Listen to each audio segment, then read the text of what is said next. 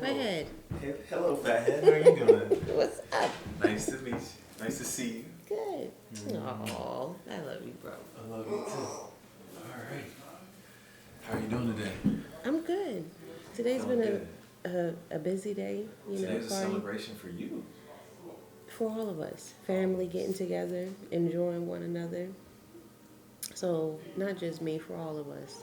How do you feel being around family? Good. It's always good to be home, be around family, no judge zone. Right. So, that's always a good. I know a celebration, another year around the sun. I mean, it's not, it's a privilege. It's a privilege that we get this life that we have and we're able to make it to see another day, you know? Yeah, definitely. So what your origins, where do you start? Where were you born? Who were you born to? Who were you born from? Oh, wow. Okay. So I was born to Tawana, Denmark, and Juan, Denmark. I was born in Hawaii. Of course. A little bit about the background. Um, I'm Cape Verdean, which is Black, Portuguese, Indian. Um, yeah, Interesting. Interesting. How, not too did much. you identify with your culture when you were growing up? Like, You were you? identify with what you see in the mirror.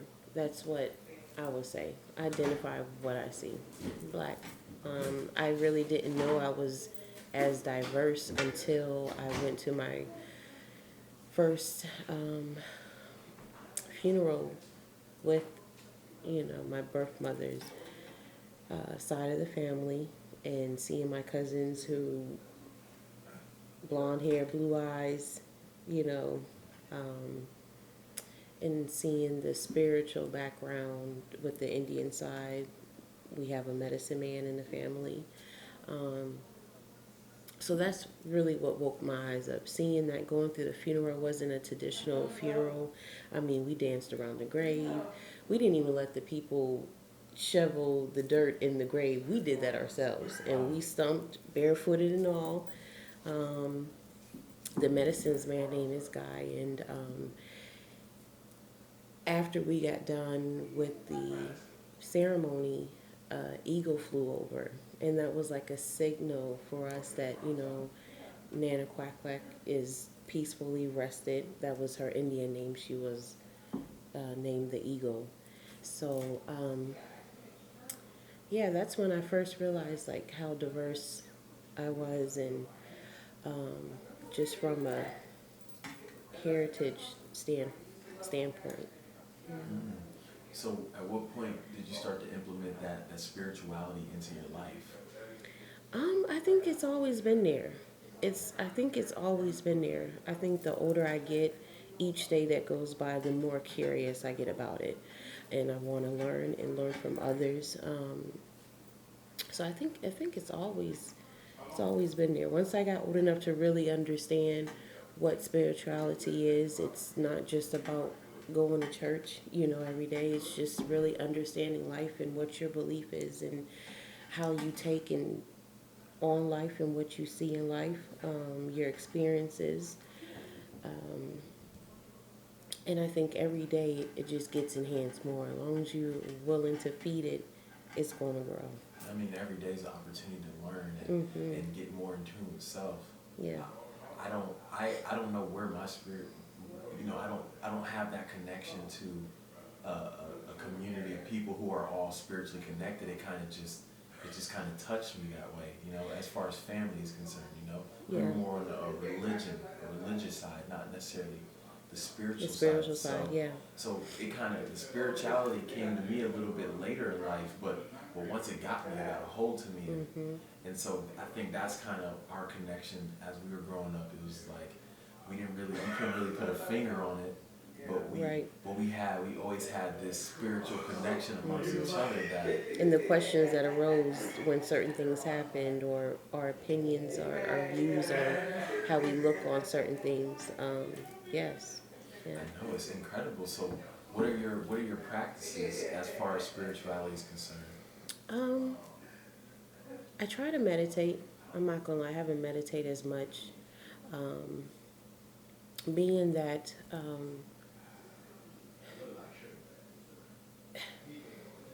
what am I looking for to say?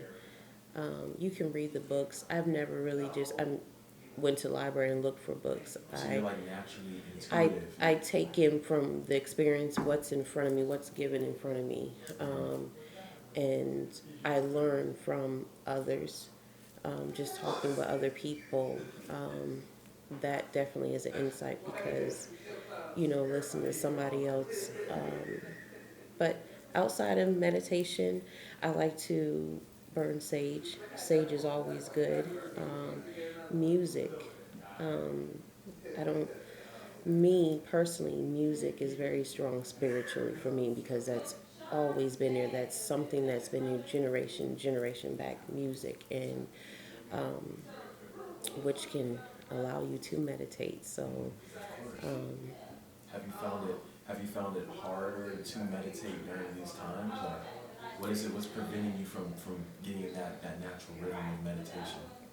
just being in that routine, going to work, getting up, going to work, you come home and you cooking dinner for the family, and next you know it's time to go to bed. Um, I need to be more disciplined with myself to find the time to meditate, and that's really what it is. I just get caught up so quick with just going to work home, and but I tried to put on my music at night, even if I don't put on any music, just laying there and concentrating on my breathing, helps me too. Just letting them thoughts just flow through. Mm-hmm. Yeah. How is it when you face adversity or issues in life? How is it that you attack those? Do you see yourself hitting it emotionally, or do you always take a step back first before it enters you? I'll probably say I'm probably going at it emotionally because I'm just an emotional person. Altogether, one, I'm a Cancer. We're Exactly. already emotional. That's what I was going to I'm a tap into. woman, so Yeah. that's more emotional on top of that. So Right. it's definitely going to be, yeah, emotional. I go by what I feel.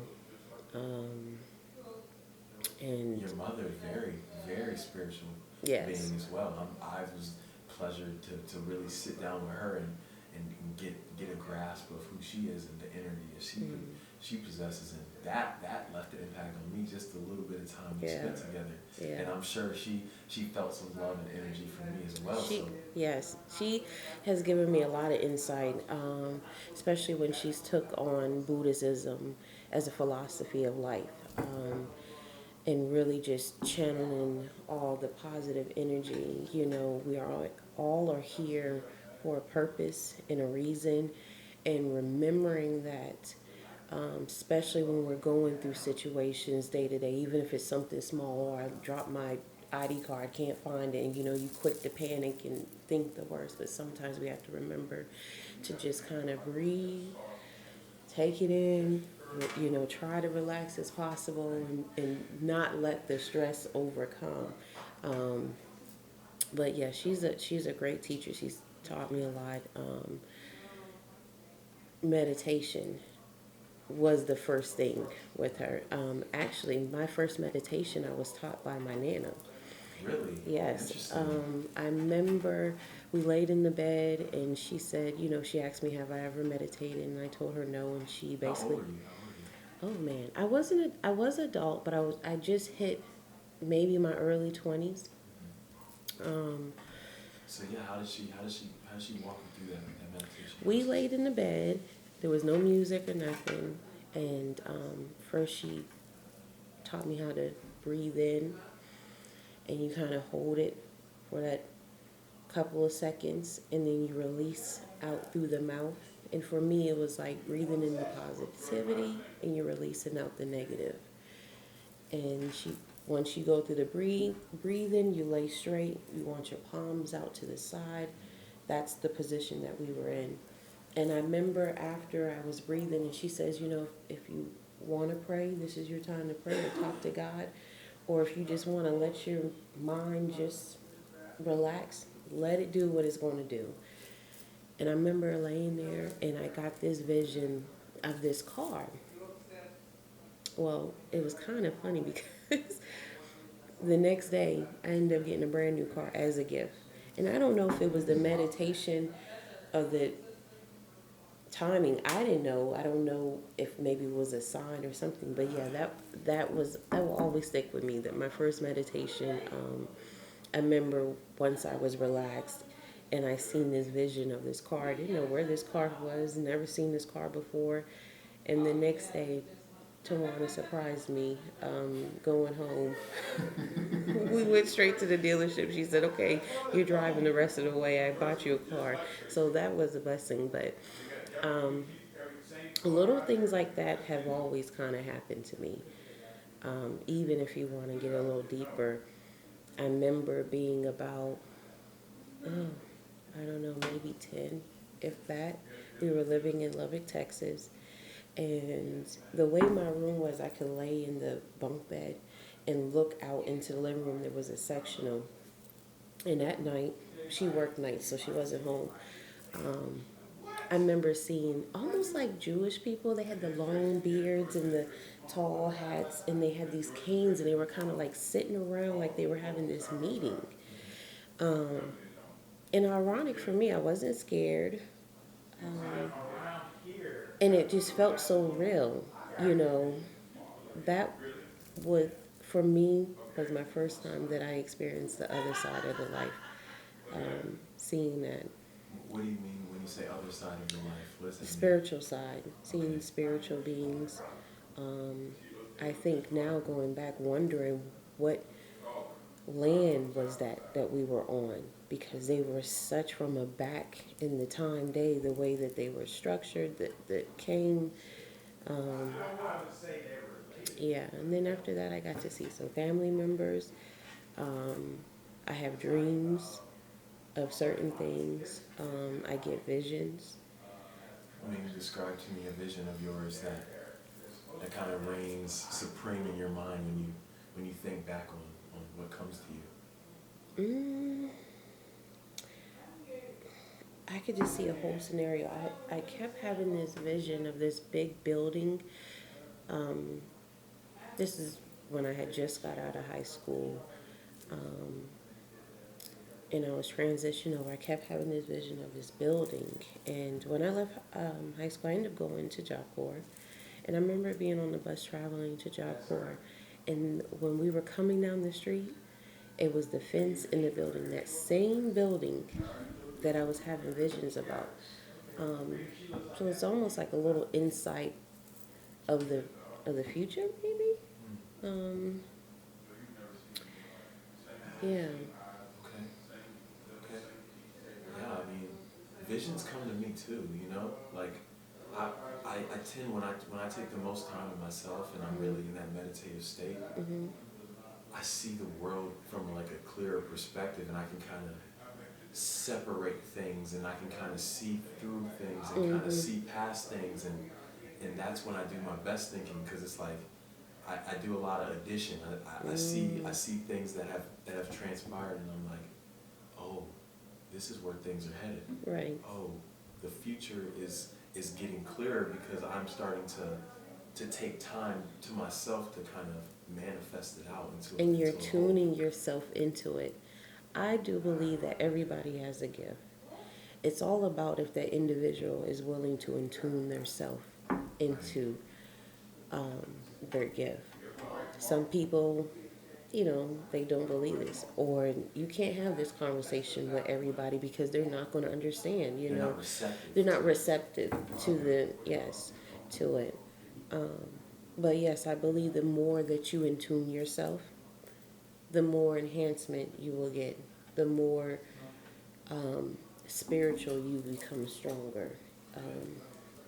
I'm still learning everything, so I don't know all the right terminology. This life is a journey. I mean, Hey, you're with no book. Exactly. You're at the year that you're at, and that's the chapter. Every single year is a new chapter, and a new experience and opportunity to learn so much more in life.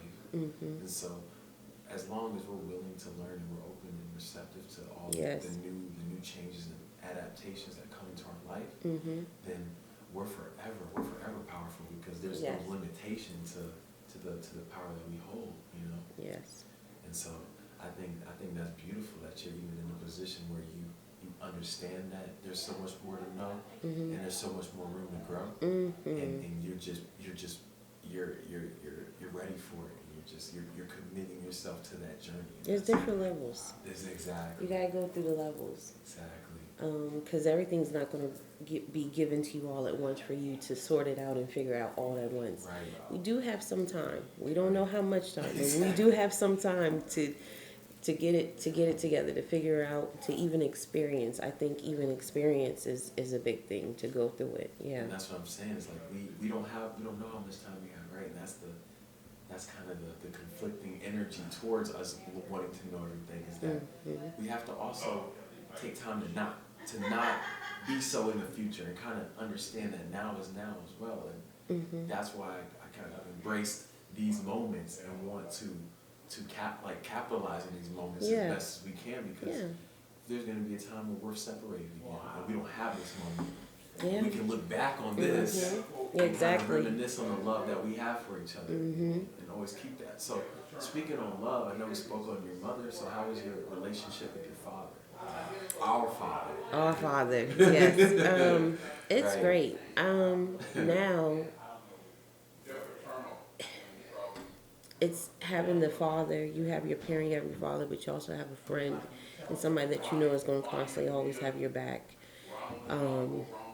When you were growing up, did you understand that? Did you understand that perspective? Of course not, no, because Okay. remember, this is still life. There's no book, Exactly. and you're learning, going through it. Even for our generation, and I say for our parents' generation too. You know, you're going through the steps with no book, and you have to figure out as it comes. But I think overall, I feel that I was blessed. I do believe that my parents did a wonderful job with us. You know, we are very fortunate. And I would say, for one, just to be able to travel the world because they were in the military.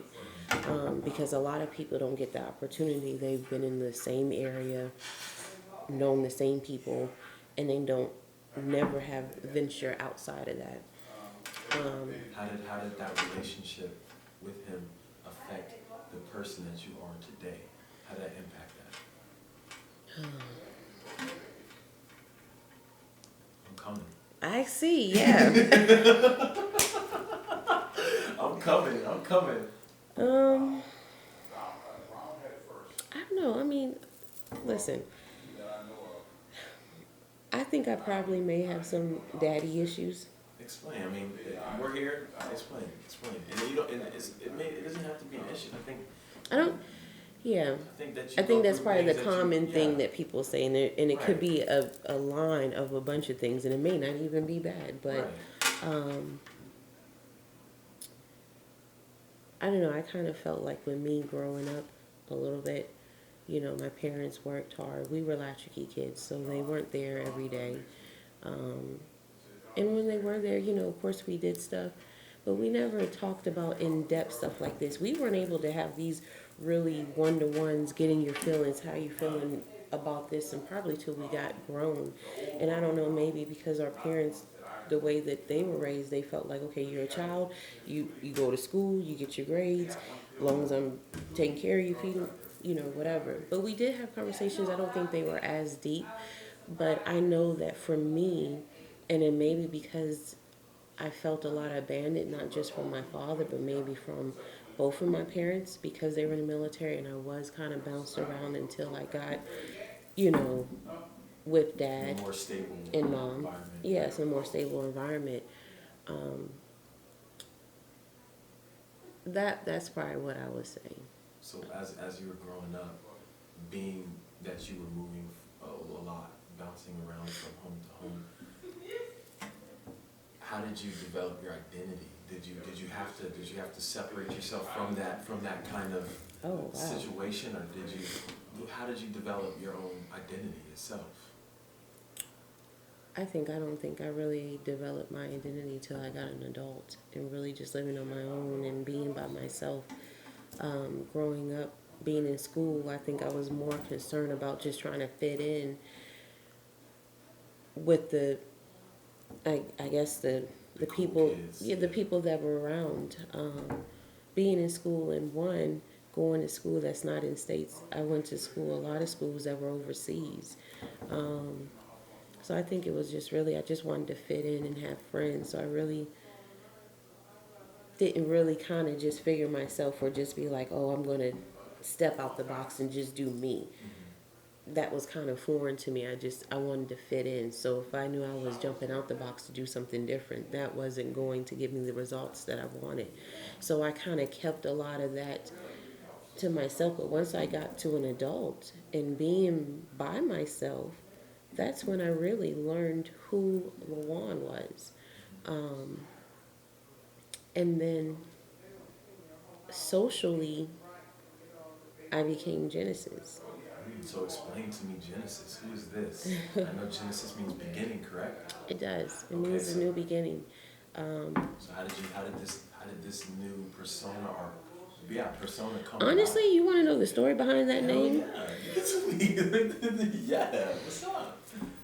I'm gonna tell you the honest truth was, I had just got out of school. I was living with roommates, and it was us four girls, and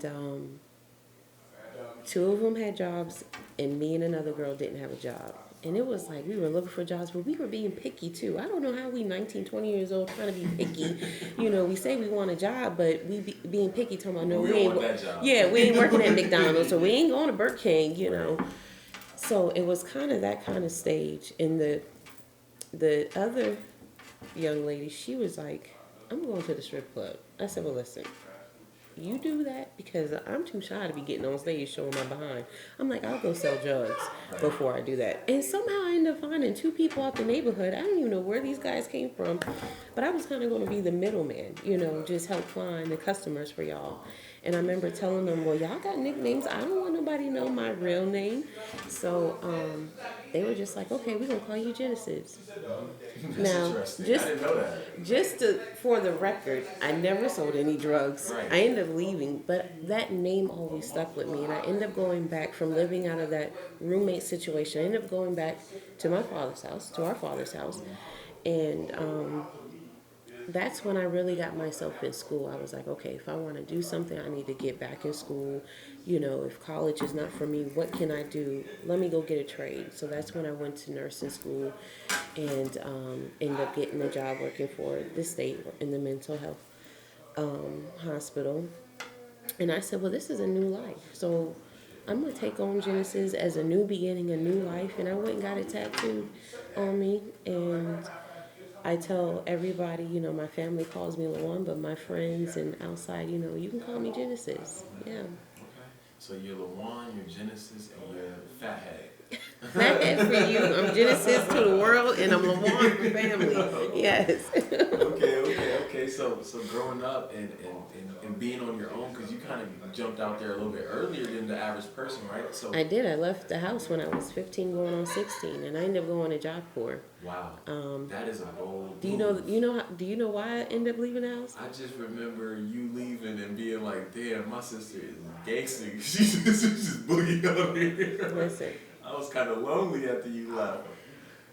it got to the point. It wasn't like I was some bad child.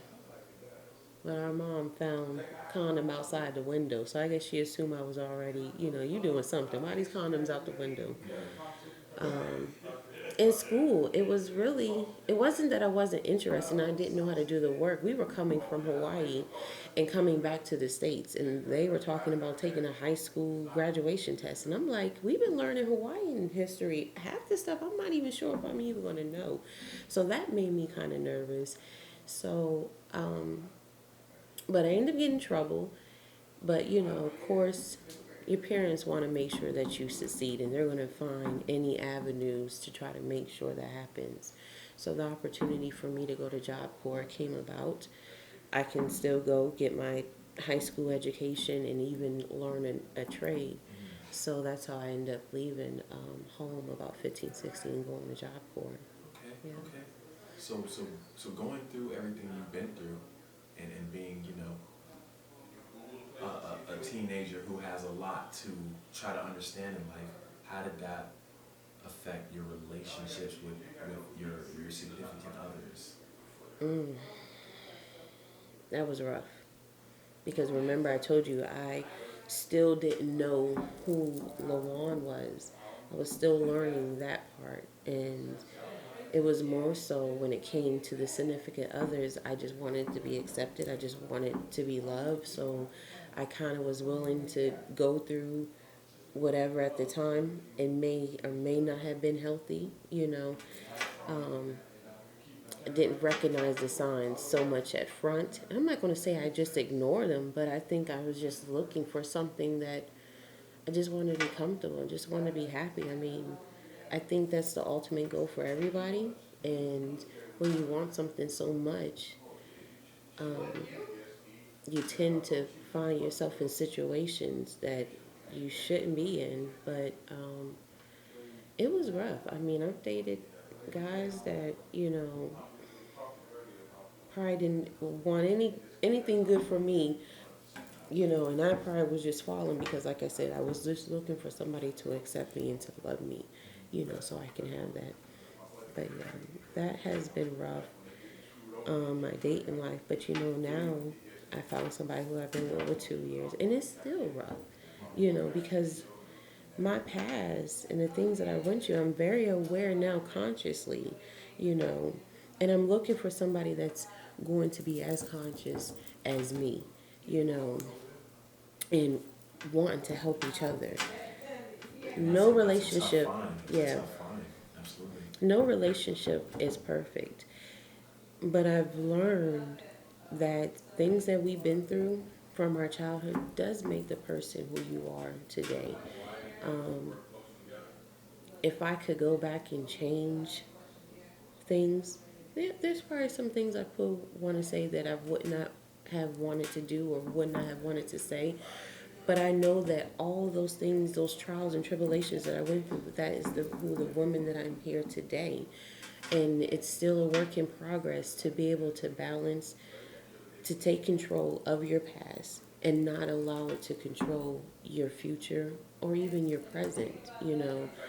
Um, so it's just work. It's work. And, you know, having those key components there for your relationship. Um, yeah. Do you, what are the things that you learned from your past experiences that you're bringing into this new relationship so that you can maintain a healthy, or the healthiest of experiences? Learning how to trust, communication. Those are two tough ones, Yeah. man. You know. And you know, something that I take from you that you always Oh told me, wow. even though you're Uh-oh. my little big brother, but I do take advice from you. And one thing that I'm always quick to tell somebody or anybody is that you got to be honest with yourself first before you can be honest with other people. Right. That's the hardest. Wow. It is That's hard. It's very hard. very hard. That's probably the hardest thing, because there's days where you're really honest with yourself, and then there's days when you don't want to be as honest with yourself because it's really painful, you know. And those days, it's fun. It's all fun and games when it's easy to be honest with yourself, but when it's hard, when you really don't want to stare at yourself in the mirror, those are the days that you really got to go the extra mile. Yeah. Because that's when you're really making up the difference. You know? So explain the process of which you doing that and going through that. How does one overcome that fear? I feel like that's a You fear. got to do the pep talk. You gotta do the You pep got talk. to you got to do first. You got to do the check. So what's the check? You got to check. You got to ask yourself, okay, what is this I'm feeling? And for me, the check is I got to go down the list. Are my bills paid?